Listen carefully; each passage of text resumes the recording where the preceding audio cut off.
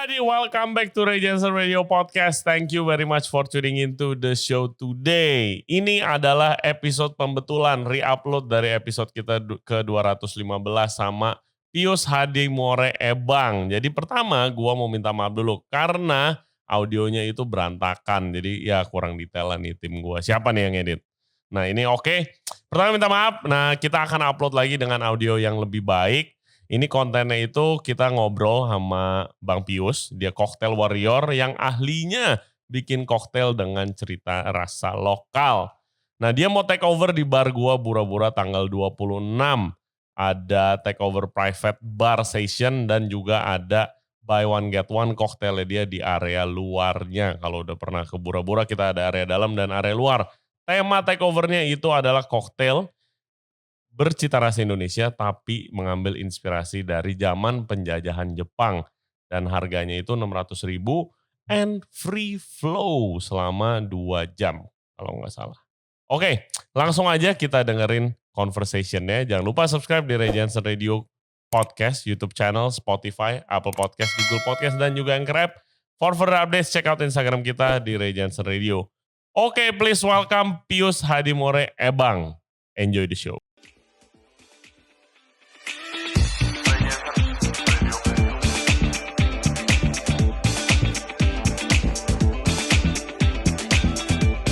Hello everybody, welcome back. Kita udah balik di bar gua Bura-Bura di Cipete. Dan sekarang kita mau podcast sama Pius Hadimore Ebang atau Instagramnya The Cocktail Warrior. Gila, welcome to the show. Thank you udah mau akhirnya invite ya. Akhirnya bisa ya. Jadi ini dalam rangka Bang Pius nih mau bar take over nih, lagi ngetren bar take over di mana-mana. Apalagi habis lebaran nih, banyak banget nih tiap minggu ada. Nah, suatu kebanggaan bisa ngundang lu Mas ke sini. Gue yang thank you banget udah dikasih kesempatan untuk take over tempat yang buat gue kayak intimate, apa yang kayak bener-bener yang kayak kita mau nembak cewek kayaknya pas di sini.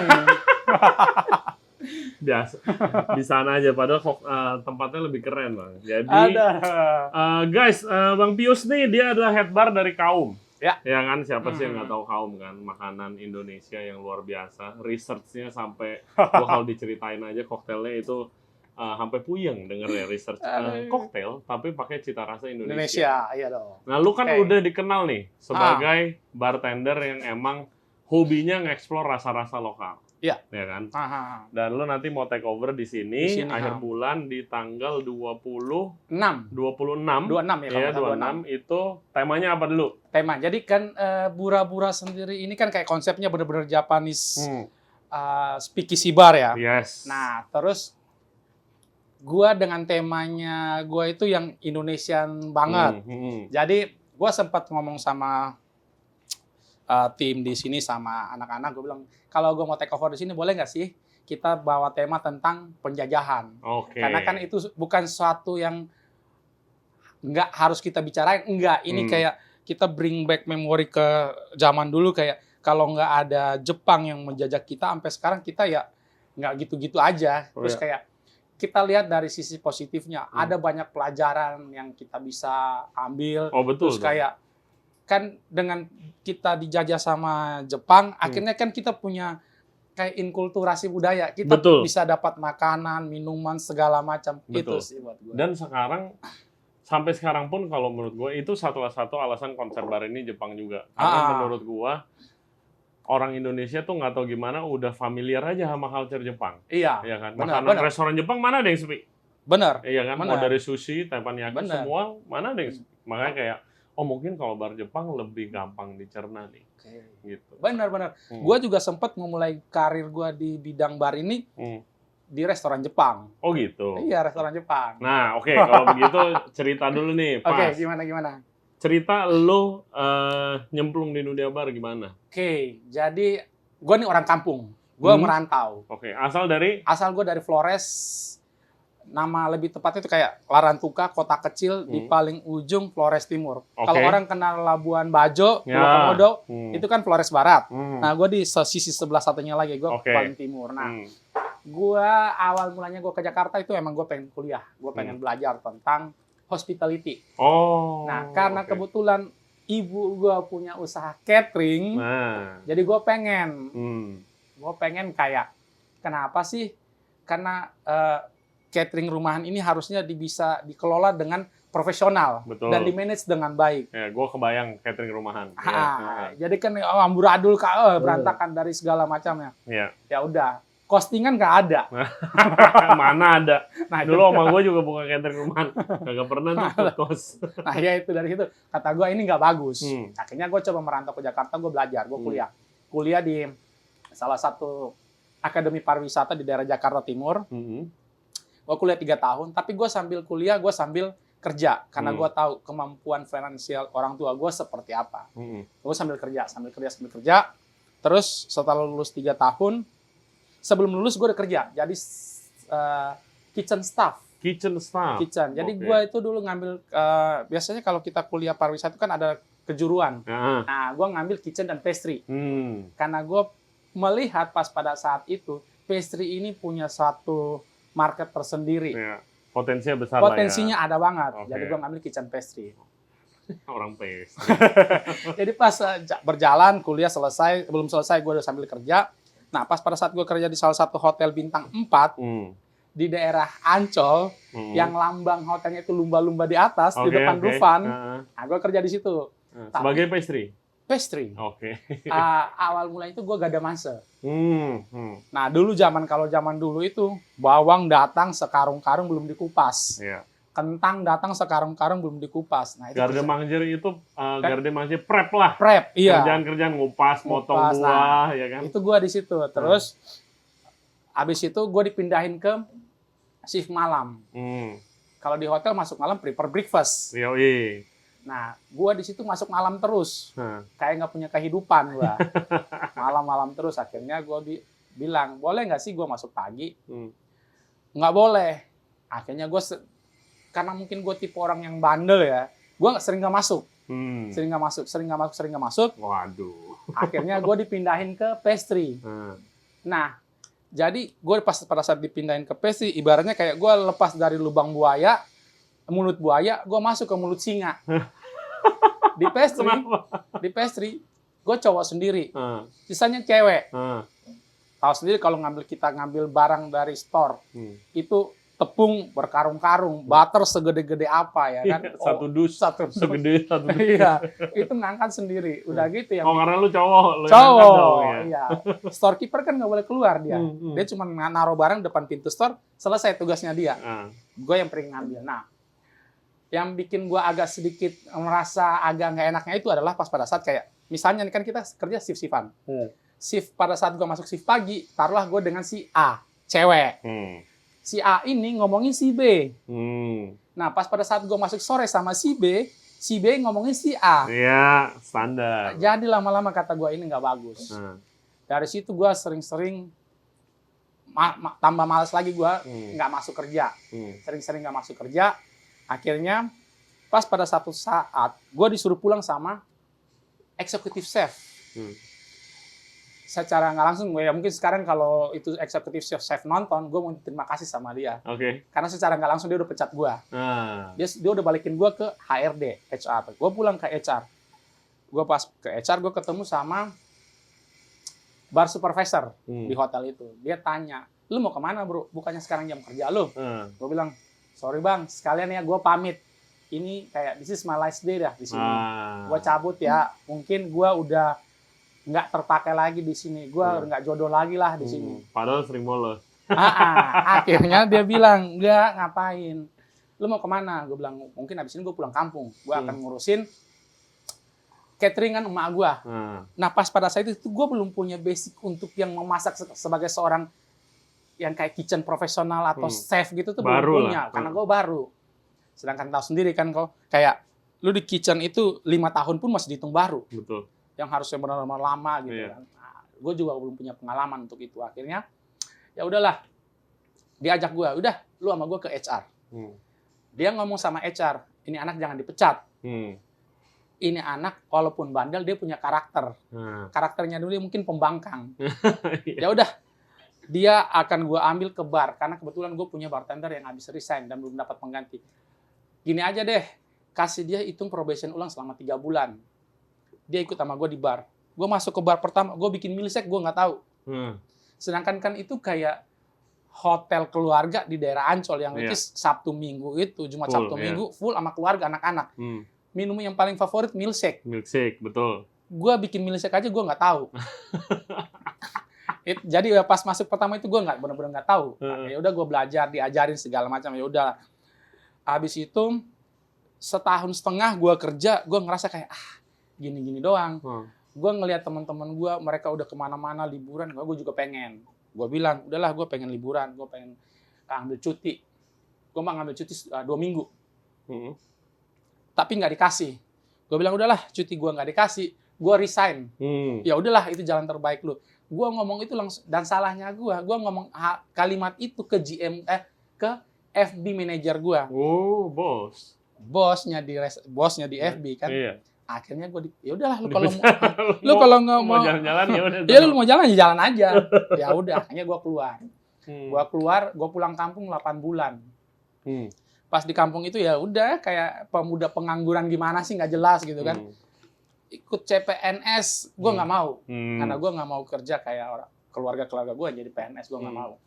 Akhirnya gue 8 bulan gue kabur dari rumah. Bapak gue suruh gue ikut CPNS, gue nggak mau. Gue kabur dari rumah, gue minta sama emak gue itu uang 500.000 hanya untuk bayar tiket kapal laut. Lu kemana? Gue ke Jakarta lagi. Ngadu nasib. Gue ke Jakarta bawa uang 500.000, dikasih uang 500.000. Tiket kapalnya itu 350, 150-nya itu buat gue pegangan. Udah. Wow. Habis itu gue ke Jakarta, gue sampai gue numpang ngekos sama teman gue. Gue numpang ngekos sambil gue cari-cari kerjaan. Ya, akhirnya juga ada cewek gue yang sekarang sudah jadi istri gue. Nah, dia yang kayak mensupport gue secara finansial. Wow. Jadi kayak bayar kosan buat gue makan, gue ngeprint, fotokopi buat CV segala macam, ongkos buat ngelamar kerja segala macam. Ya udahlah. Akhirnya gue dapat rekomendasi dari teman untuk kerja di salah satu restoran Jepang. Di salah satu manajemen yang punya nama lah di Jakarta sekarang. Nama restorannya itu Sushi Groove. Sushi Groove. Oke, dari Ismaya berarti ya? Ismaya. Iya. Gua kerja di Tapi sebagai bar? Sebagai bar. Oke. Gua kerja di restoran Jepang, kerjanya tuh cuma bikin, ya lu tahu, ocha. Kalau nggak ocha dingin, ocha panas. Udah. Itu gua kerja di itu 2 tahunan lah. 2 tahun habis itu gua dipindahkan ke sini, dipindahkan ke sini. Akhirnya gue sempat dipindahkan ke social house. Di social house, terus gue sempat keluar. Gue sempat kerja di salah satu restoran yang buat gue sangat fenomenal. Pernah tahu Tony Romas? Oh, tahu dong. Ya, pada zamannya itu kayak lu nggak bisa kayak restoran yang jual steak sama ribs itu nggak ada yang bisa menandingi dia. Iya, pada zamannya ya, itu gila rame banget. Tapi dulu sempat ada kayak Outback. Yes. Cuman nggak bisa di Tony Romas. Nggak bisa. Gue kerja di Tony Romas. Oke. Gue kerja di Tony Romas, gue masuk dengan posisi itu adalah shift leader. Which is, anak kitchen itu juga di bawah gue. Jadi pas gue masuk shift sore, semua karyawan itu di bawah gue. Tapi pas pada situ, itu restoran kan udah berjalan lama. Senioritasnya tinggi. Gimana sih kalau kerja sama? Jeleknya restoran tua begitu. Senioritasnya tinggi. Akhirnya kayaknya udahlah. Nggak kuat gue di situ gara-gara pressure dari atasan maunya begini, pressure dari bawahan maunya begini. Gue nggak kuat karena gue kegencet di tengah-tengah. Akhirnya gue cabut, gue balik lagi ke Magnum Cafe. Magnum Cafe yang es krim itu tuh yang antrinya bisa berjam-jam dulu tuh. Itu gue kerja di situ dulu. Dari situ terus dia sempat. Itu udah ketemu alkohol belum? Di mana? Di Magnum gitu udah ketemu alkohol. Udah. Pas pada saat gue Tony Romas kan Tony Romas juga udah punya alkohol. Margarita yang kayak gitu lah. Margarita dengan warnanya biru, hijau, merah. Gue bilang minuman disco waktu itu. Ya dulu itu. Kalau gue dulu di Cafe Pisa tuh dulu. Cafe Pisa di Menteng. Gue koktail pertama gue Blue Lagoon. Koktail zaman dulu. Nah, habis itu gue pindah dari situ gue ke Magnum, habis dari Magnum gue pindah ke dari Magnum kan sempat tutup, mereka renov, akhirnya gue dipindahin ke Kitchenette. Pas pada saat di kitchenette, gue itu sampai ke... Jadi pada saat gue di Ismaya, itu gue kayak tim openingnya. Ada outlet buka di mana? Spesialis setup. Ada outlet buka di mana? Gue datang. Ada outlet buka di mana? Gue datang untuk setup. Pas terakhir gue di kitchenette. Pas di kitchenette kayaknya gue mencapai titik jenuh gue untuk di Ismaya. Kayaknya gue keluar dari Ismaya. Gue nge-apply ke Potato Head. Ya waktu itu bengkel cafe, Potato Head Garage. Iya. Pas pada saat gue apply, itu yang datang semua tuh pakai dasi gitu, rapi lah. Orang-orang jebolan dari kapal sama dari luar. Pas udah mau giliran gue untuk masuk interview, gue pengen pulang. Tapi dicegat sama security. Dia bilang, kenapa lu mau pulang? Lu udah nunggu hampir sejam di sini. Minder gue. Mereka rapi, udah gitu pas pada zamannya waktu itu tuh kayak, lu punya tato bakal di underestimate untuk kerja di hospitality. Masa sih pada zaman itu? Gue ngerasain. Okay. Beberapa hotel yang waktu itu gue apply, mentoknya cuma di satu, tato. Dan tato gue kan kelihatan banget. Iya. Akhirnya ya udahlah, mungkin gue berpikir kayak udahlah, bukan rezeki gue untuk kerja di situ. Akhirnya gue dari situ gue nge-apply ke Potato Head. Ya thanks God banget gue diterima. Tapi pas pada saat selesai interview, biasanya kan HR suka nanya, ada pertanyaan nggak? Gue tanya. Apa tuh? Nah ini pelajaran nih, biasa kalau HR nanya, terakhir tuh selalu tanya kan? Tanya. Lo ada pertanyaan nggak? Harus lu tanya. Gue tanya. Gue bilang, kekurangan gue adalah begini. Gue buka, kan interview pakai kemeja hitam gitu kan. Gue buka kancing, gue bilang, gue punya tato. Terus, gue bilang, kalau gue compare dengan kandidat yang lain nih, semuanya rapi pakai celana bahan. Gue datang interview nih, pakai celana jeans sobek-sobek, pakai sepatu Converse sobek-sobek. Iya. Gue bilang karakter gue seperti ini. Akhirnya mereka bilang, oh ya udah kita tanya owner kita ya. Sore ini akan kita kasih jawaban. Gue bilang, gue tunggu jawabannya. Jadi atau enggak, tolong kasih kabar gue. Gue akan selalu, gue sangat-sangat siap dengan kemungkinan terburuk kok. Gue nggak diterima, nggak masalah. Tahu which is gue masih kerja. Dan mungkin gue bisa nge-apply lagi di tempat lain. Akhirnya udahlah, sore mereka kabarin gue diterima. Dan apesnya lagi adalah ternyata ownernya Ismaya sama ownernya Potato Head, mereka berteman akrab. Jadi akhirnya gue bikin drama di situ. Dikira ditarik? Iya, padahal enggak, gue nge-apply. Iya. Akhirnya ya udahlah drama, sampai akhirnya ada stigma kalau anak Ismaya yang masih bekerja aktif di Ismaya nggak boleh masuk ke Potato Head. Anak Potato Head yang masih bekerja aktif di Potato Head tidak bisa masuk ke Ismaya. Mereka harus keluar kemana dulu dalam jangka waktu kayak 3 bulan gitu, baru mereka masuk. Itu gara-gara gue di situ. Oh my god, ya. Gue pernah dengar gosip-gosip itu ada begitunya, ada kode etik itunya. Ada kodenya kayak gue kode etik kayak gitulah. Akhirnya ya udahlah. Akhirnya pas hari pertama gue masuk di Potato Head, hari itu juga gue dipanggil sama ownernya langsung, gue ketemu sama GM-nya sama OM-nya. Pas pada saat dipanggil, gue dalam hati gue bilang, udah ampun, gue jobless, gue habis ini gue dipecat gue. Akhirnya gue bilang, pas pada saat ditanya, gimana menurut lu? Gue mau kerja di sini. Gue akan benar-benar bekerja dengan sepenuh hati. Dan pada saat itu, gue udah punya anak 2. Ya mau nggak mau gue harus kerja buat punya penghasilan buat keluarga.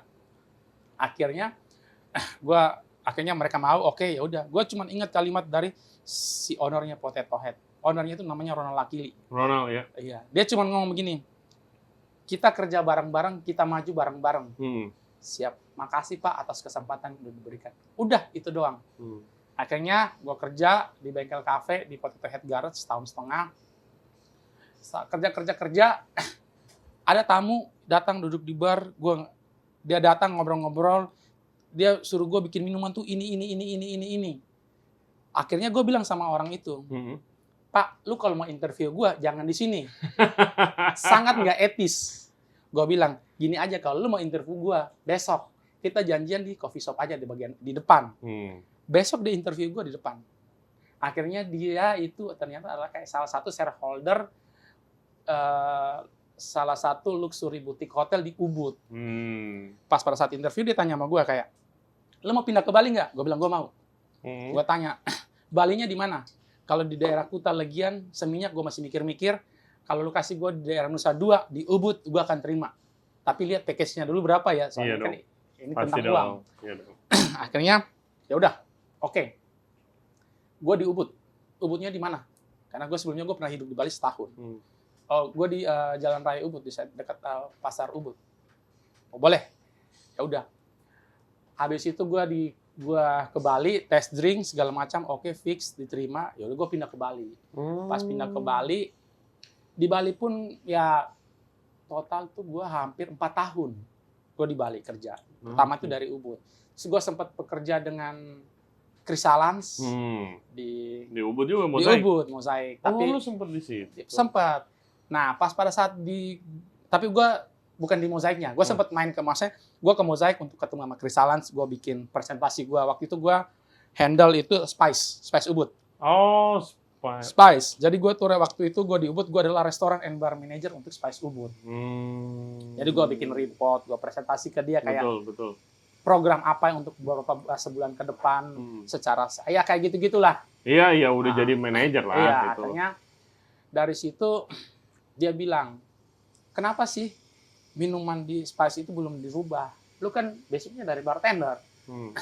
Dan gue kenal sama Chrysalance itu pas pada saat tahun 2008 apa 2009 itu kayak awal mulanya JSF di Social House. Iya, Jakarta Culinary Festival. Betul. Gue kenal sama Chrysalance tuh awalnya di situ. Dia kan ya dia tuh yang mungkin salah satu pelopor ya. Iya, salah satu pelopor. Memakai bahan-bahan Indonesia yang jarang kita temuin juga gitu, untuk di makanan iya. gitu. Nah, pas pada saat di situ jadi kayak gue kenal sama dia, terus pas waktu di Bali juga waktu itu gue juga lagi nyari-nyari kerjaan.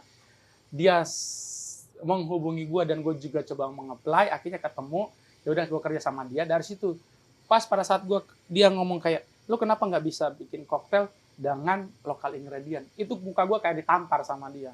Oh, dari situlah awal mulanya gue bener-bener kayak pengen mendalami kayak Indonesian inspired cocktail lokal ingredient itu dari situ.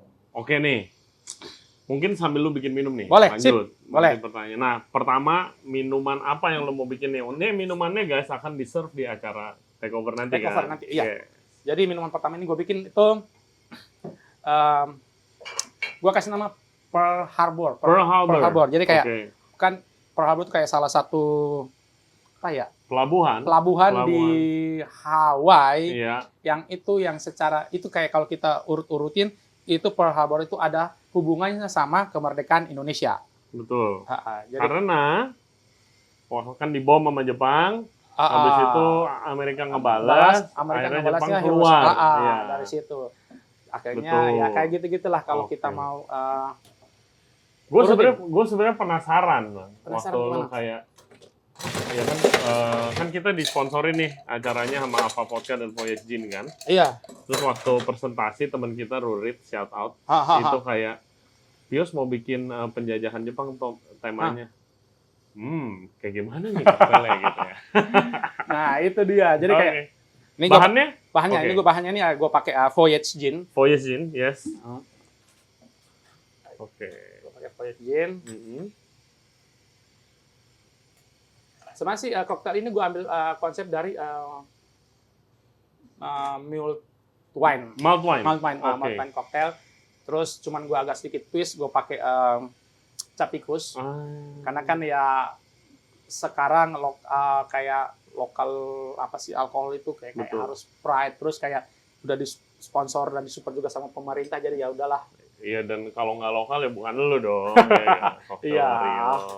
Nah, ide malt wine-nya dari mana nih? Ide malt wine-nya adalah, jadi kan gue di kaum itu kita jual wine by glass. Yes. Iya, restoran-restoran jual wine by glass. Tapi kan nggak semua orang, apalagi kan gue, restoran gue dengan kayak casual dining, tapi kan lebih kayak keluarga lah.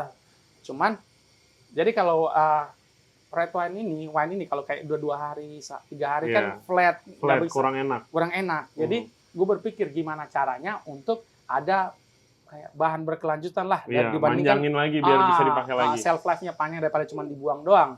Itu kan ya kalau sayang kita banget. Sayang, dan ini kan semua tentang cuan. Yoi dong. Nah, akhirnya gue bikin kayak jadi lu reduce, lu boil, lu reduce. Iya, gue pakai spices. Pakai spices, jadi spice-nya itu kayak cinnamon, cardamom, clove. Malt wine. Dan cinnamon ini yang spesial di malt wine ini adalah cinnamonnya gue bawa langsung dari Gorontalo. Wow. Karena last trip gue itu adalah gue explore tentang Gorontalo. Oh, makanya waktu belum lama di Kaum ada Explore Gorontalo. Gorontalo itu dia. Gue nyobain Gohu Putungo. Gohu Putungo. Yes. Nah, itu. Masih ada gitu?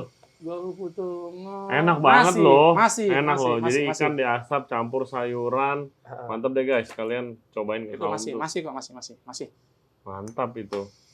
Top banget. Nah, terus lu gimana sih? Ini buat listener kita mungkin yang orang bar juga. Nyari inspirasi untuk menu koktail itu dari mana? Nah, kebetulan kalau proses lu gitu. Kalau proses gue secara pribadi mungkin karena gue suka berpergian. Pada saat suka berpergian itu juga sebenarnya berpergian itu adalah gue dapat sponsor. Karena mungkin ya kayak gue suka ngobrol sama orang dan suka mendengarkan cerita orang. Betul. Nah, pas pada saat ngobrol-ngobrol itu adalah gue ketemu sama beberapa NGO. NGO itu LSM lah. Oke. Nah, mereka itu bergerak di bidang spice, komoditas. Jadi mereka bilang, boleh nggak sih lu support kita untuk memperkenalkan spice kita lewat makanan dan minuman.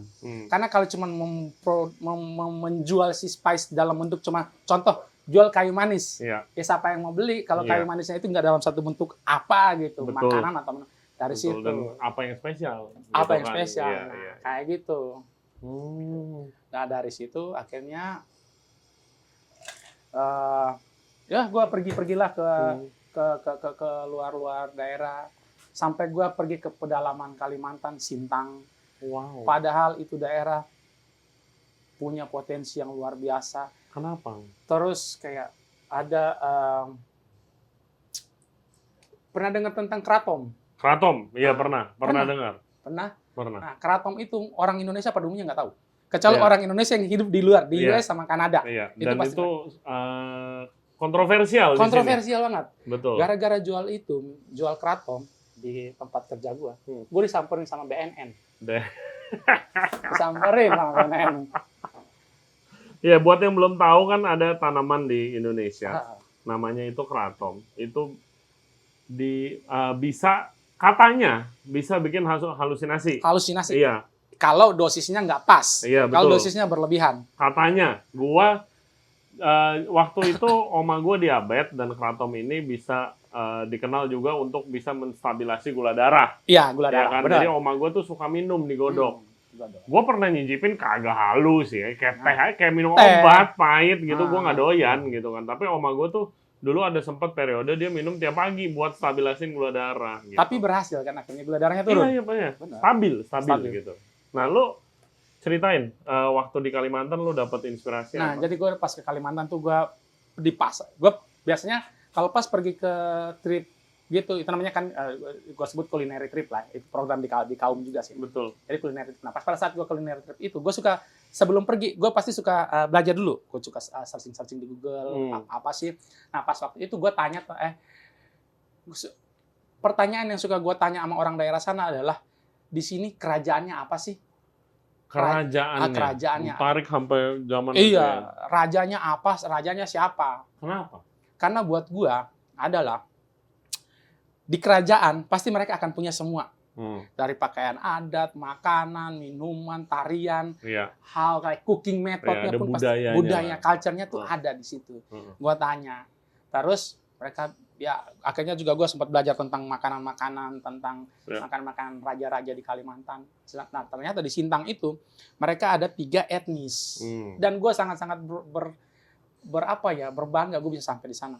Gue bisa mempelajari etnis orang Dayak, Dayak Iban. Itu gue belajar di sana. Terus ada etnis Tionghoa, gue belajar. Melayunya juga ada di sana.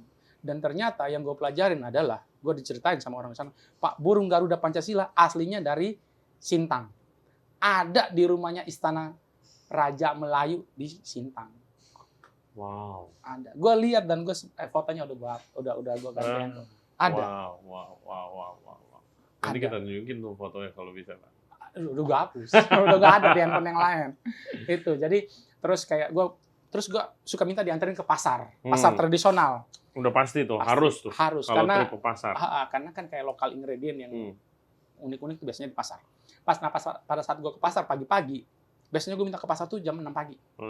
Karena kalau jam 9 udah bubar. Iya, baru datang. Jam 6 pagi gue ke pasar. Gue ngelihat ternyata secara perputaran ekonominya mereka dari pulau ini, dari daerah ini mereka datang jualan tuh, oh naik perahu kayak gini. Oh ternyata budaya hidupnya mereka seperti ini. Yeah. Nah terus gue jalan-jalan keliling-keliling, gue sempat ketemu namanya asam maram. Asam maram tuh kayak salak hutan gitulah, rasanya asem. Itu buahnya asem. Terus, itu yang kuning bukan? Yang kayak coklat putih. Itu terong asam. beda Terong masam, ya? Beda lagi ya? Beda. Okay. Terus terong masam itu mereka biasa masak buat masak-masakan. Itu terong asam. Nah, terus gue ketemu itu, terus gue ketemu si Kratom itu secara nggak sengaja. Gue ketemu si penjual, ada satu ibu-ibu jualan, gue bilang ini dalam hati kayak dia jual daun. Gue bingung, ini orang jual daun apa? Daunnya tuh bentuk kayak kopi, kayak coklat. Ini ibu jual daun apa sih? Gue samperin, ibu jual daun apa? Ini kratom. Ini kratom ini apa? Oh ini tanaman obat. Iya, herbal. Herbal lah. Oh, oke. Nah kebetulan gue juga suka, salah satu tempat yang paling favorit gue di Jakarta adalah Petak 9. Gue suka belajar tentang kayak gitu-gitulah tanaman herbal. Wah, bagus nih. Terus gue keluar, gue muter, gue mau keluar, mau pergilah ke tempat lain. Terus pas di pintu keluar pasar, gue coba searching, gue googling kratom. Oh ternyata panjang ceritanya. Panjang ceritanya. Dan ternyata kratom itu cuma ada di dunia itu cuma ada 4. Kalimantan, Papua, Sumatera, sama satu lagi Vietnam. Udah. Sedangkan kalau Kalimantan, Papua, Sumatera, Indonesia. Iya. Vietnam doang yang bukan di Indonesia. Betul. Itu dia, dari situ tambah kayak memupuk rasa, anjir gue sangat-sangat bangga sebagai orang Indonesia. Ternyata Indonesia tuh keren. Nah dari situ, terus kayak gue keluar, gue cari, kratom. Gue balik lagi ke tempat ibu yang jual itu, udah nggak ada kratomnya. Udah habis. Kayaknya gue pesan, bilang besok ada.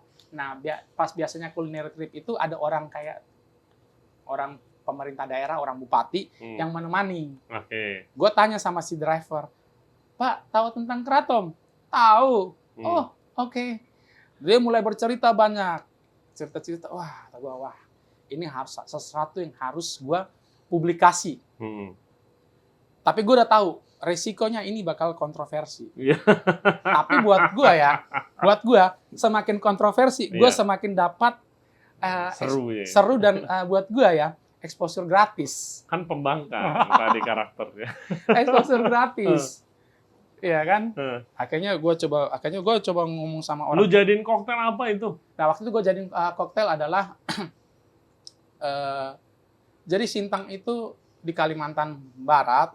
Gue coba waktu itu combine sama bandrek. Bandrek itu kan dari Jawa Barat yang jadi isinya tuh kayak rempah-rempah sama jahe merah gitu. Gue coba combine sama itu. Terus sampai ada orang kedutaan Kanada apa US itu dalam waktu gue jual minuman itu di tempat kerja gue itu selama 2 bulan. Iya 2 bulan. Dalam seminggu pasti 2 hari atau 3 hari mereka datang cuma mau minuman itu. Setelah minuman itu udah nggak ada, mereka nggak datang lagi sekarang. Atau mungkin masa kontrak kerja mereka udah selesai, mungkin mereka udah pulang. Cuman pas pada saat itu mereka datang. Iya, karena setahu research gua itu di US sama di Kanada tuh banyak banget, khususnya orang-orang yang buat herbal ya. Buat herbal, bukan buat high, bukan buat halusinasi, emang buat herbal gitu. Dan gue juga sempat baca dan bercerita sampai orang BNN tuh samperin gue. Kenapa lu kaget jual? Dong. Kaget. Iya, kaget. Kenapa lu jual? Restoran Indonesia baru pertama kali nih. Kenapa lu jual? Gue bilang, iya. Karena mungkin orang BNN itu melihat dari sudut pandang yang berbeda dengan gue. Iya. Orang BNN mungkin melihat dari sudut pandang psikotropika. Iya. Kalau gue melihat adalah sudut pandang dari sebagai tanaman herbal. Yang which is asli Indo juga. Asli Indonesia dan takarannya kan pas untuk minuman, bukan untuk mabok lah atau untuk high lah, enggak lah. Kayak gitu. Jadi rasanya kayak gimana sih? Rasanya itu kayak green tea asli. rasa klorofilnya benar-benar klorofil. Oke. Kalau kan orang kayak minum green tea latte sekarang kan udah manis, nah green tea yang Kayak air. Ya, ini enggak. Oca-ocaan air. Enggak. Ya. Ini yang benar-benar kayak klorofilnya tuh beng, nendang banget. Jadi penasaran. Apa ya? Klorofil, greasy, kayak gitu-gitulah. Nah, green lah ya. Green. Nah, makanya gue coba combine dengan spice dan herbs dari si Banrek. Very interesting. Gitu. Terus yang tadi lu ceritain gue Gucci, yang di dalam Gucci yang Nah, pas pada saat waktu ke Sintang, Kalimantan Barat, itu jadi biasanya kita pergi ke daerah-daerah. Nah, pas waktu itu gue sangat-sangat terpukau pas pada saat gue pergi ke namanya tuh Rumah Betang. Rumah Betang itu kayak rumah panjang orang Dayak Iban. Ada mungkin 150 kepala keluarga tinggal di situ. Wow. Iya, 150 apa 200. Wow. Kepala keluarga tinggal di situ. Di situ kita disambut dengan secara adatnya mereka. Betul. Dikasih apa tuh kayak tenunan, injak telur ayam kampung, terus dikasih minum tuak. Pas minum pertama kata gue, anjrit nih tuak enak banget. Karena di kampung gue juga ada tuak. Nah, kalau semakin lama fermentasinya kan alkoholnya semakin keluar. Betul. Dan itu tuak adalah natural fermentasi gitu kan, dia nggak dicampur apa-apa. Ya mana ada sih apa-apa di sana ya. Ternyata jadi pas gue tanya sama orang situ, orang yang waktu di situ gue pergi, ini kenapa tuaknya bisa enak? Mereka bilang ini tuak mereka taruh anaknya lahir, mereka taruh dalam guci kendi gitu, terus mereka kubur di tanah. Oke. Anaknya mau menikah atau ada acara upacara adat apa gitu, perayaan gitu, mereka keluarin untuk diminum. Wow. Lu bayangin aja, misalnya anaknya nikah umur 12 tahun. Iya, di sana kan kalau nikah muda. Nikah gitu. muda. Iya. Keluarin dari guci umur 12 tahun. 12 tahun. 12 tahun yang gue minum. Wow. Jadi rasanya maksudnya clean dong ya? Clean. Jadi mungkin orang Jakarta minum Macallan 12. Gua minum Tuak 12. Tuak 12 ya. Kayak gitu-gitu. Nah, terus mungkin mungkin gue sangat-sangat bersyukur gue udah banyak daerah di Indonesia yang gue kelilingin. Sampai gue sempat ke Papua, ke Fak-Fak. Dan gue sangat-sangat senang. Orang bilang Raja Ampat mahal. Buat gue enggak. Enggak. Raja Ampat enggak mahal. Raja Ampat buat gue gratis. Iya. Enak banget hidupnya. Gue disupport. Kayak tadi gue bilang ada NGO yang ngajak gue untuk kolaborasi untuk memperkenalkan tentang pala. Dan akhirnya di situ gue belajar dan gue tahu perbedaannya pala Banda dan pala Fak-Fak. Iya, gue penasaran. Soalnya gue pernah kenalan sama Indikasi Geografis Indonesia. Ada lembaga itu yang kayak contoh lada putih dari Belitung, itu lada putih Muntok, itu harganya dicap Indikasi Geografis jadi lebih mahal. Ubi asli Cilembu jadi lebih mahal. Kayu manis dari mana? Vanila kalau nggak salah dari Flores. Vanila dari Flores lebih mahal daripada vanila dari lain. Nah, kalau saya pala dari Fak-Fak. Apa yang membuat spesial? Spesial. Karena buat gue spesial adalah pas waktu gue ke sana, pala itu besar, lonjong. Kalau pala dari Banda, bulat. Nah, dia lonjong. Oke. Terus bijinya juga lebih besar. Kalau bijinya lebih besar, otomatis kan beratnya lebih besar. Lebih premium lah ya. Nah, cuman ternyata yang bikin gue yang sangat antusias adalah ternyata pala itu kebun pala atau hutan pala itu adalah hutan adat. Tahu sendiri kalau Papua punya kekayaan mineral yang ampun-ampunan. Iya. Takutnya adalah ditambang. Jadi pertambangan. Si palanya akhirnya hilang. Dan akhirnya kalau hilang, akhirnya kayak identitas kebudayaan orang asli sana kayak mereka petani pala itu akan hilang karena mereka memperlakukan pohon pala itu kayak anak perempuan. Kayak perempuan. Wow. Tahu sendiri kalau kita menghargai perempuan itu kayak culture-nya orang timur tuh, orang Indonesia tuh memperlakukan perempuan tuh kayak gimana. Itu ada related-nya sampai situ. Kayak yang pas pada saat gue lihat kayak gue teman-teman mereka ke kebun hutan pala, mereka menebang, bersihin rumput sambil nyanyi kayak bahasa-bahasa daerah sana. Ada. Terus mereka memanen itu kayak pala ini kayak punya gue, kebun pala. Yang berhak adalah anak perempuan. Hah? Maksudnya? Yang berhak apa? Yang berhak punya pohon pala itu, kebun pala itu adalah anak perempuan. Kenapa? Anak laki-laki nggak tahu culture-nya kayak gitu di sana. Wow, it's so interesting. Iya. Ya, kadang-kadang Indonesia tuh gue mikir-mikir terlalu kaya. Kayak case itu kalau lu ke Fak-Fak, gue ke Belitung. Oh, Waktu Belitung. itu. Gue berdasarkan cuan sih, gue lihat indikasi geografis, presentasi, lada putih muntok, di Indonesia harganya sekian. Tapi dengan indikasi geografis itu, cuma lada putih pure dari sono yang bagus banget di dunia, harganya per kilo bisa mahal banget.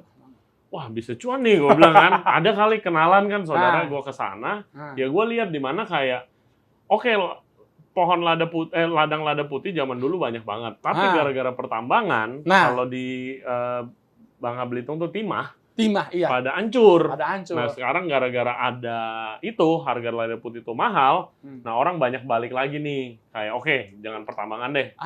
Ladang lagi, which is itu kan berhubungan sama budaya juga kan. Iya, budaya kita kan hidup bertani gitu. Iya, itu betul. dia, itu yang maksudnya yang sedikit bikin gue sangat-sangat tertarik untuk support kayak lokal kayak gitu. Nah itu sih salah satu faktor kayak ya mungkin yang bisa gue kasih buat negara tuh ya ini memperkenalkan si Spice dan mempertahankan si itu doang. Oke, Bang Pius. Lanjut minuman kedua. Nah, lanjut minuman kedua. Minuman kedua ini gue akan bikin. Namanya ini kemarin. Iya. Gue lupa lagi namanya nih. Namanya nanti akan ada di deskripsi kan. Oke. Nah, jadi itu gue pakai Alpha Vodka. Alpha Vodka ada yang cucumber flavor. Gue tuh kan doyan banget timun. Ini kan datang pertama sebagai sampel nih. Iya. Dikirimin. Gue habisin sendiri. Buset. Karena enak dan nggak berasa gue kayak on the rock aja gitu ambil meeting lagi ini belum buka lah di meeting nyobain terus habis itu minggu depannya gue tagih dong headbar kita si Andi gue bilang di mana di koktail pakai ini udah habis sama lu Ri kemarin nih gue minum sebotol enak banget Alpha Vodka timun. Dan ini lu mau bikin lu pairing sama apa rasanya? Ini gue coba pairing dengan daun popohan. Daun popohan. Popohan, iya. Karena kayak popohan tuh kayak gue beranggapan kayak ini minumannya adalah perempuan. Dan nggak tahu ini kayak udah kepikiran sama gue sendiri kayak kenapa sih cewek-cewek orang Sunda itu bisa putih-putih, mulus-mulus, cantik-cantik? Oke. Terus gue apa karena mereka makan lalapan kali ya? Popohan kayaknya. Kalau orang Jakarta pada umumnya biasa tahu popohan mungkin dari Korean barbecue. Iya. Suka ada dikasih. Suka. Iya kan? Tapi ini yang unik. Biasanya lalapan kan? Iya, lalapan. Nah, nanti ini pun akan gue coba combine dengan nanti pas pada saat harga akan gue serve dengan gohu tuna. Wow. Akan gue combine dengan itu. Wah mantep nih. Cepetan ke sosial media Bura-Bura ada di Bura-Bura Jakarta untuk book the place karena ini udah mau full sih sebenarnya. Jadi konsep acaranya itu Bura-Bura kan ada yang di dalam nih, ada yang di luar. Yang di luar nih koktelnya. Salah satunya kan ya. Bang Pius. Ya, itu koktelnya. Tapi udah mau habis tuh. Ya udah mau habis. Gimana enak. Nah ini di luar kita ada bar sendiri, nah di dalam itu khusus private section yang kalian harus reservasi. Nanti Bang Pius akan serve koktail sambil cerita-cerita gokilnya. Mantap. Karena buat gua pribadi kayak mungkin ada food storyteller ya. Yoi. Nah udah ada orangnya. Iya. Ada. Nah koktail storyteller kayaknya belum ada. Masih sedikit loh. Masih sedikit. Nah, itu yang gue pengen.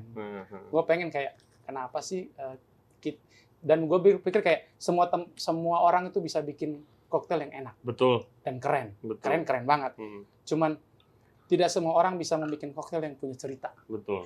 Iya. Di balik segelas koktail itu apa sih? Betul. Nah itu dia. Jadi gue pengen seperti itu. Iya. Itu sih. Gue kan baru belajar nih. Iya. Dari buka bar koktail kan. Ternyata sejarahnya ya nggak kalah dalam sama makanan. Iya. Gitu. Dimana kayak ya gue baca-baca aja sejarah old fashion, sejarah martini gitu loh. Nggak ada yang kayak instan gitu aja, Iya. ada ceritanya di Iya. belakang.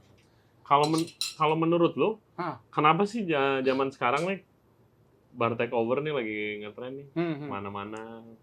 Kalau menurut gue pribadi ya kayak Hmm. personal opinion aja sih, kayak buat gue mungkin bar takeover itu kan mereka akan serve koktail ya, nggak botolan gitu. Jadi mungkin kayak gue pikir kayak ini mungkin koktail koktail scene yang dibangun di Jakarta.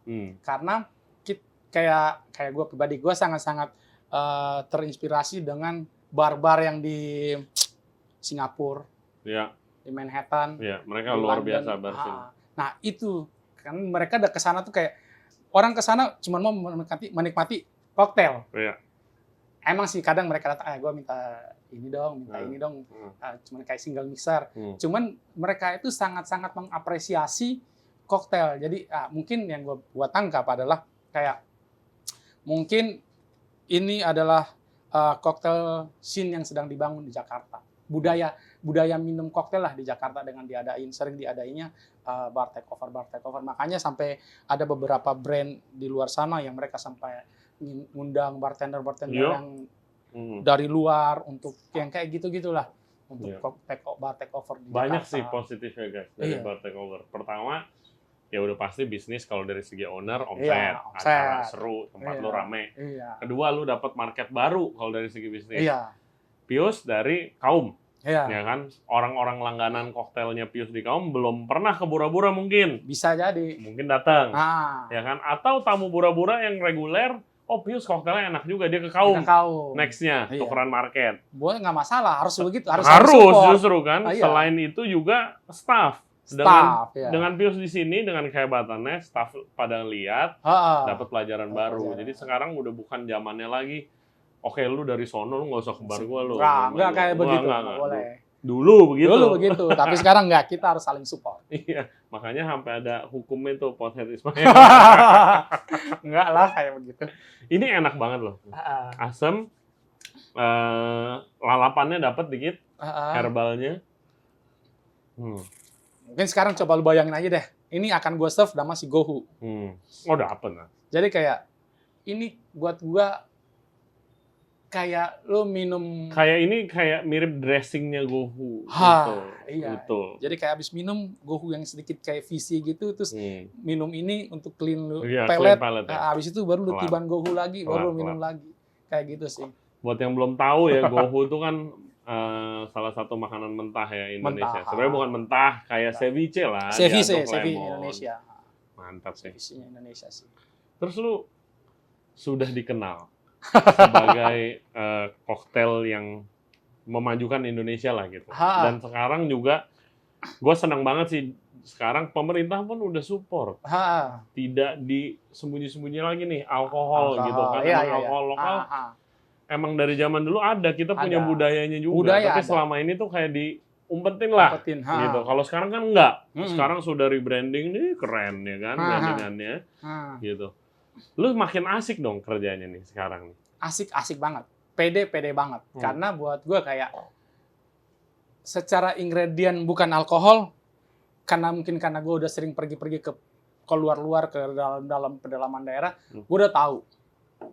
Terus secara alkohol, ya mungkin kayak di rumah gue pun waktu gue masih di kampung, ibu gue udah mulai melakukan hal itu kayak teknik infuse. Jadi kayak di rumah gue tuh kayak ada lokal alkohol di Flores itu namanya moke. Nah, moke itu sama ibu gue, dia infuse sama kayak kulit jeruk, kayu manis. Terus kayak kebetulan bapak gue punya pohon vanila.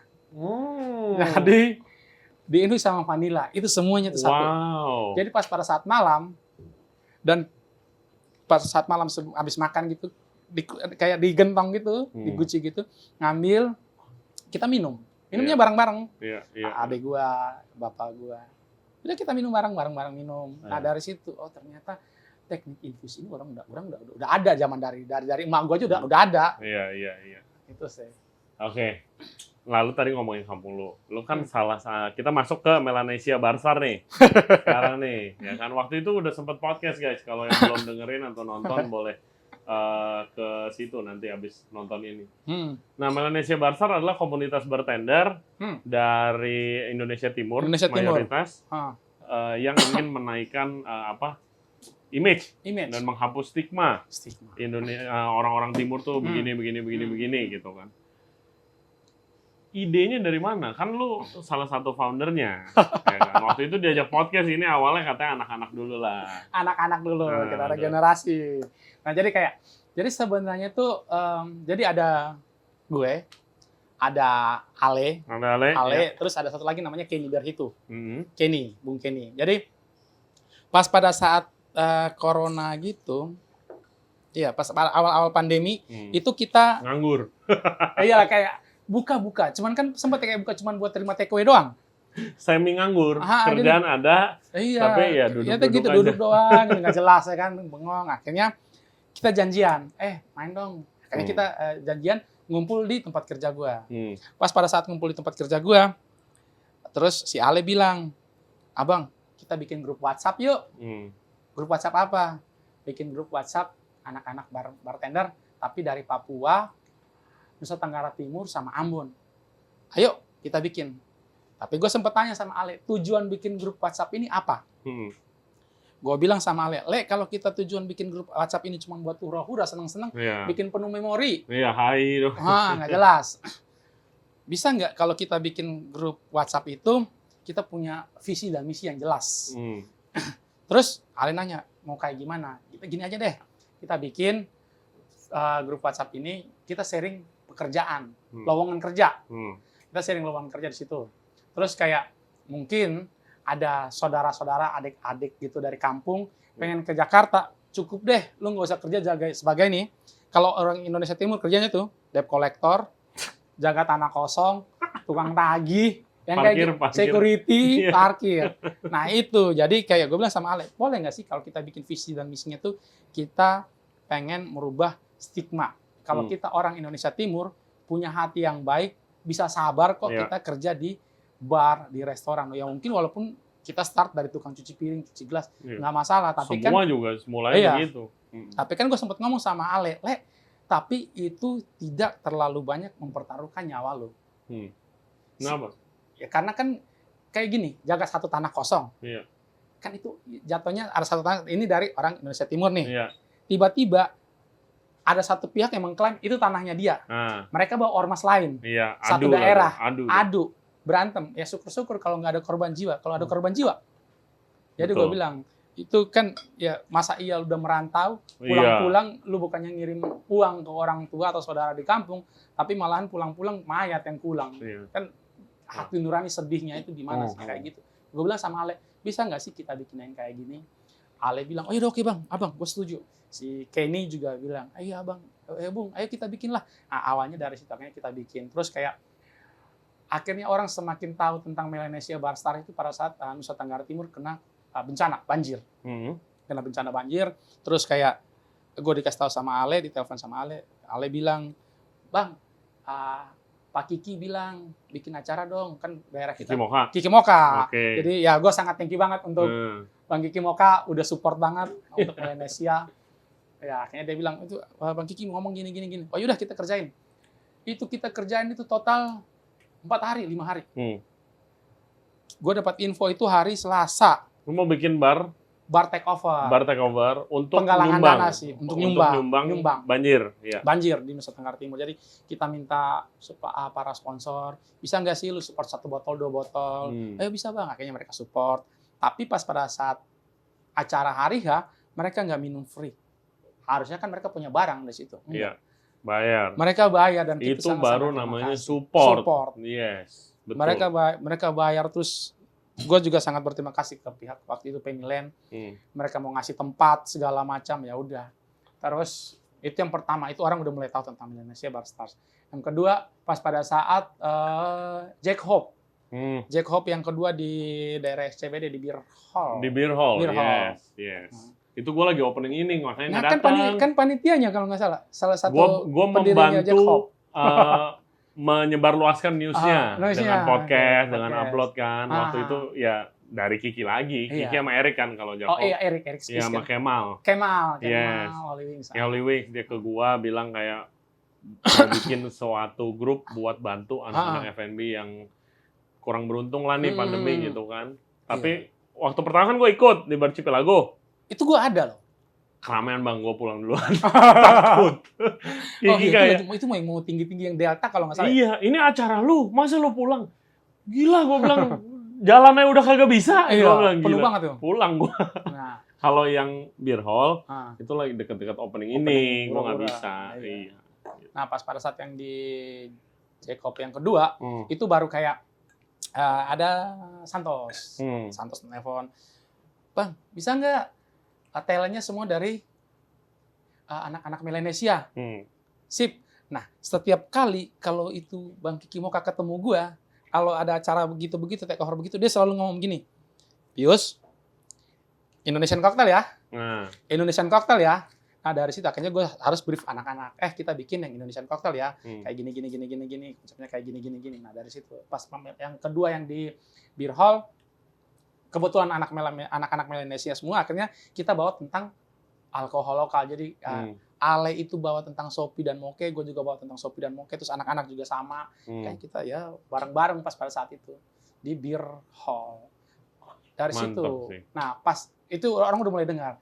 Nah, orang mulai tahu lagi tentang si Melanesia Barstar itu pas pada saat podcast. Sumpah. Bener. Terima kasih loh. Terima kasih Nah, buat yang udah dengerin juga. Nah, dari situ. Oke. Terima kasih juga saya udah diajak. Terima kasih. Akhirnya kayak perkumpulan yang awalnya cuma WhatsApp grup, akhirnya orang tahu. Dan sempat gue juga berpikiran sama Ale, tapi belum gue lempar ke anak-anak kayak, bisa nggak sih kayak kita bikin satu small management yang kayak bar konsultan, atau kayak kita bikin kayak penyalur tenaga kerja kayak gitu-gitu. Tapi kan mungkin itu terlalu jauh ke depan, maksudnya cuma kayak ada beberapa orang sih yang personal charge. Pelan-pelan dulu. Iya. Kayak gitu-gitu sih. Soalnya kayak gue dengar dari cerita Melanesia Barstar kan, dengan tujuannya yang positif lah. Gue demen banget tuh. Gue kurang demen grup WhatsApp yang hai doang, ini kalau nggak ngomongin orang ya, gue rada males. Gue bikin sesuatu yang positif.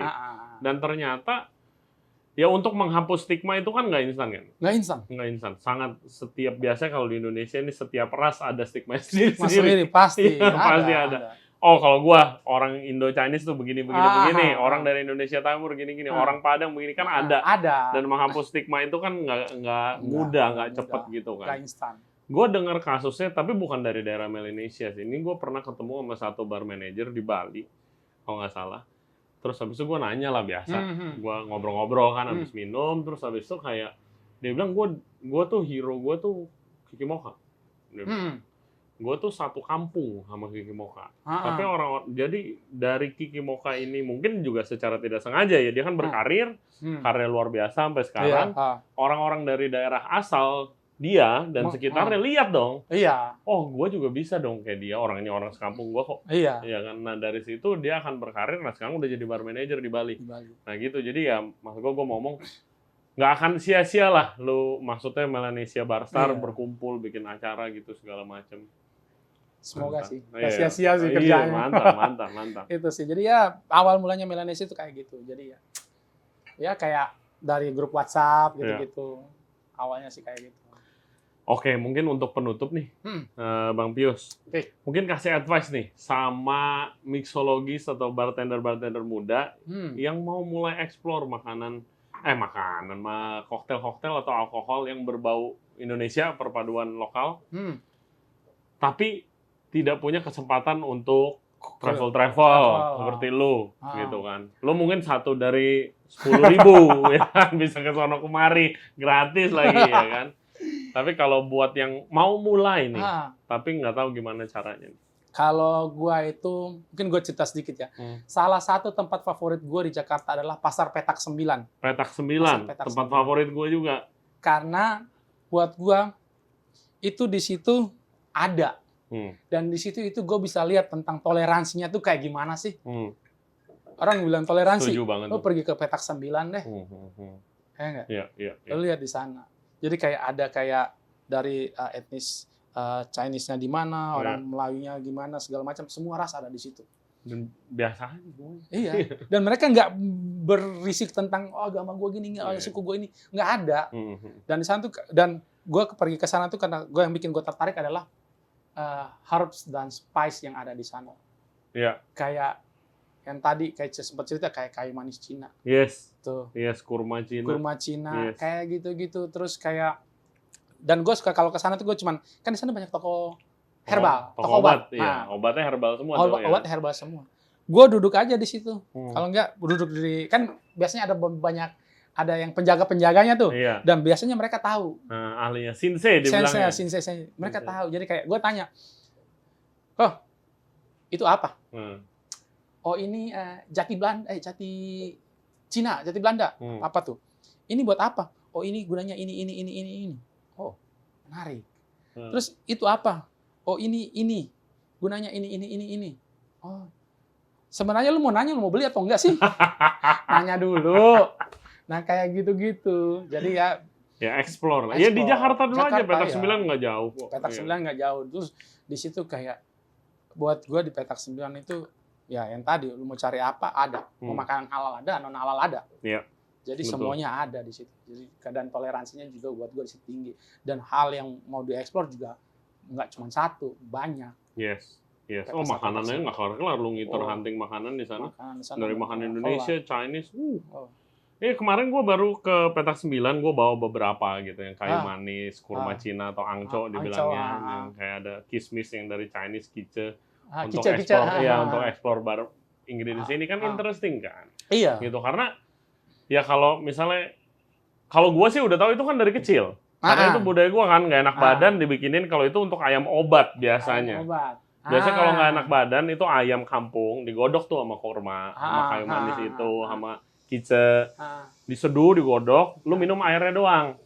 Dibilangnya air ayam obat. Itu buat ya flu lah kayak chicken soup gitu. Chicken soup supaya lu segeran dikit gitu. Nah, itu gue udah tahu, tapi kalau yang nggak tahu kan ini kan bisa jadiin koktail juga. Gitu kan. Karena itu ingredient buat minuman juga, minuman herbal. Bisa dong kalau dimain-mainin koktail.